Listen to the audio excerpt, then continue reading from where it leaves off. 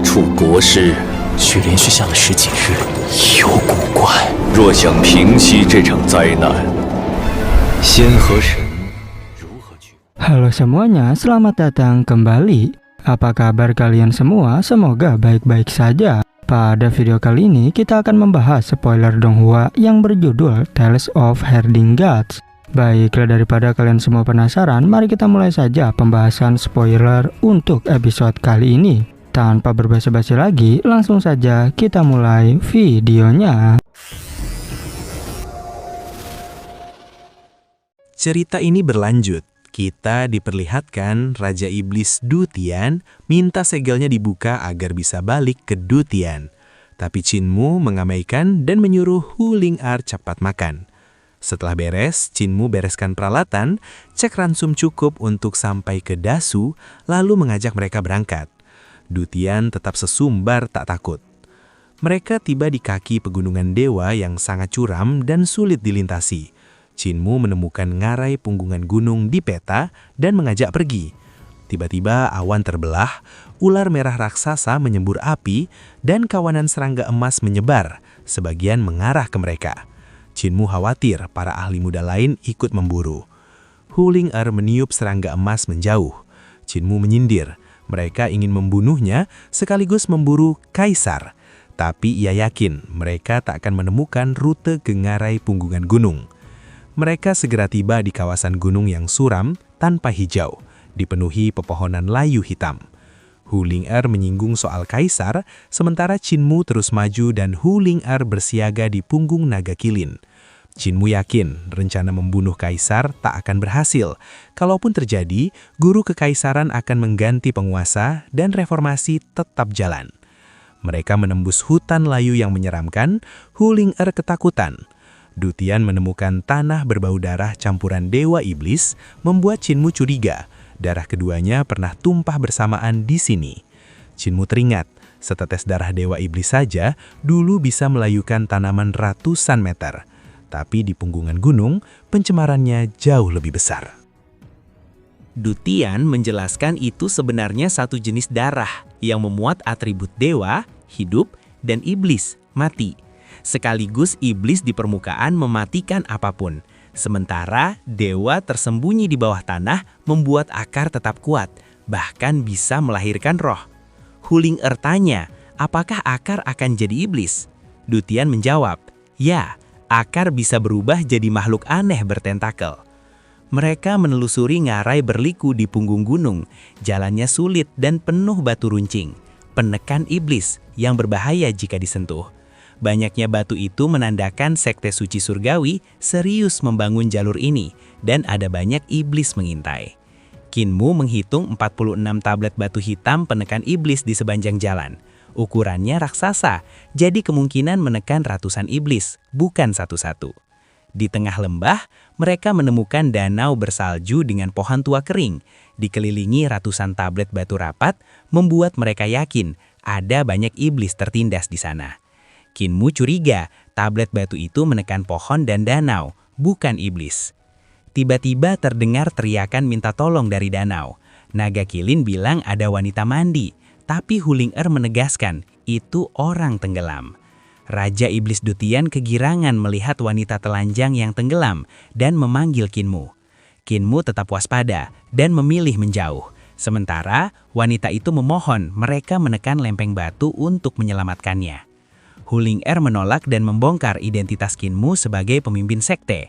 Wanita itu langsung bereaksi dengan suara menyeramkan.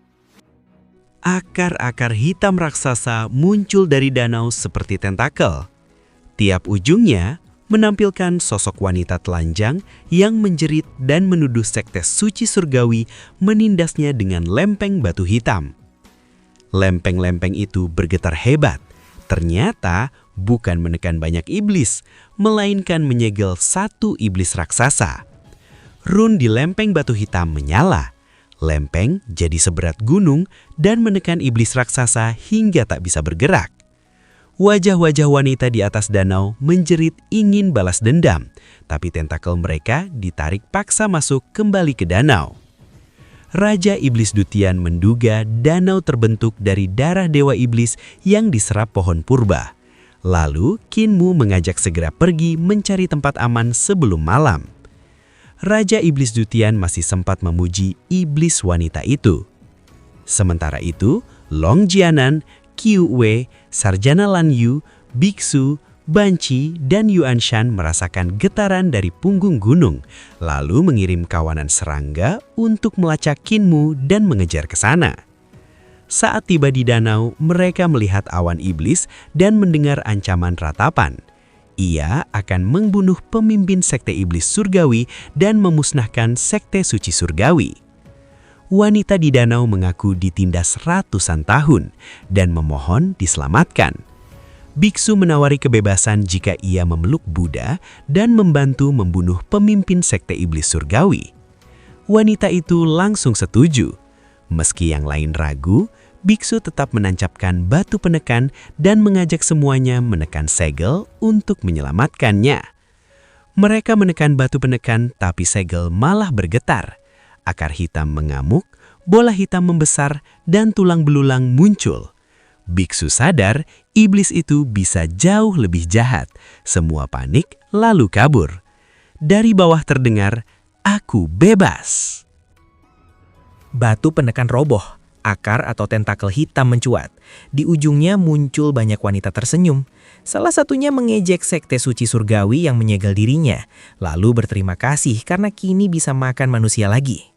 Saat mereka kabur, tanah bergetar dan akar atau tentakel iblis akar muncul. Tablet batu hitam yang menekan akar dan kepalanya mental terpental hancur, menandakan iblis itu mulai lepas dan kekuatannya mengerikan. Biksu pun kaget dan curiga ini jebakan sekte iblis surgawi. Akar-akar iblis menyergap sambil merayu mereka agar bersatu. Ciuye menyerang dengan kawanan serangga raksasa, tapi giginya hancur tak bisa melukai akar. Lalu akar kecil dari pusar wanita di akar menusuk dan melahap serangga, menyisakan cangkang saja. Ciuye kaget, akar-akar ini lebih kuat dari serangga pemecah senjata. Yuan Shan menebas wanita di akar, kepalanya jadi arang, tapi tubuhnya langsung menumbuhkan kepala baru. Saat ia lengah, akar lain menusuknya, tubuhnya mengerut, daging lenyap seketika tinggal kulit. Semua orang panik kabur, sementara tentakel hitam bermunculan dan menarik tubuh asli iblis keluar dari tanah. Wujud asli iblis akar muncul, bola hitam raksasa dengan akar tak terhitung. Gerakannya memicu busur panah mutiara misterius di dua sisi gunung menembak otomatis. Dua panah tebal menghantamnya hingga meraung dan menarik tentakel, menyelamatkan Long Jiaonan dan lainnya. Tapi iblis selalu menyerang balik busur itu. Satu busur hancur dan lengan perunggu raksasa menggelinding turun dari puncak. Busur panah mutiara misterius yang satunya ikut hancur. Long Jiaonan dan lainnya kabur menunggang ular merah, sementara iblis akar merayap mengejar dengan akar-akar seperti piton. Karena terlalu berat, ia tak bisa terbang. Hanya memanjat dan menyeret diri sampai tubuhnya menghantam dua gunung dan mengguncang semuanya. Biksu murka mengutuk sekte iblis surgawi yang membangkitkan monster itu dan menyesali dirinya tak cukup kuat menundukkannya. Mereka paham biksu menyalahkan diri sendiri, tapi menenangkannya. Untung iblis akar terpancing ke Dasu bukan menyerang Yankang, bahkan bisa membersihkan para penjahat di sana. Biksu menduga ini jebakan pemimpin sekte iblis surgawi untuk meminjam kekuatan iblis, tapi mereka lolos. Saat itu, iblis akar keluar dari ngarai dan menggelinding turun lereng. Tentakelnya menyapu tanpa henti.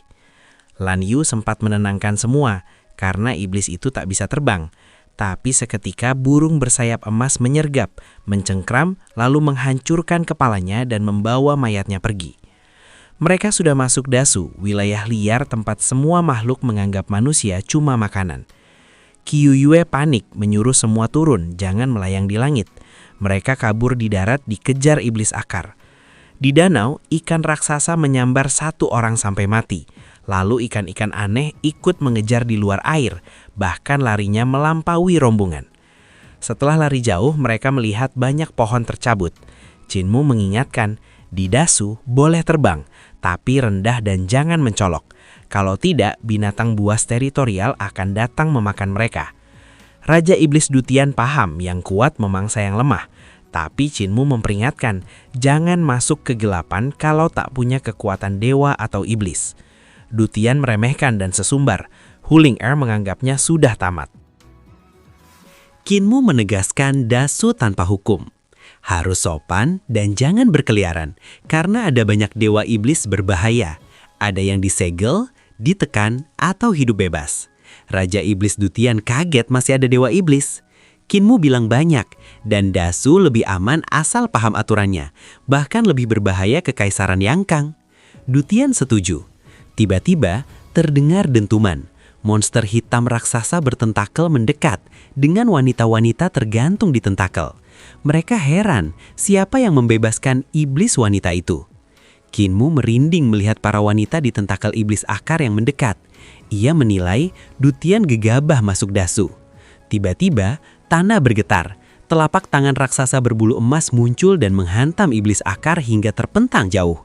Para monster lain langsung bubar, sementara Dutian terpaku. Kinmu menenangkan Dutian. Dasu memang penuh hal aneh, tapi aman jika menghormati para dewa.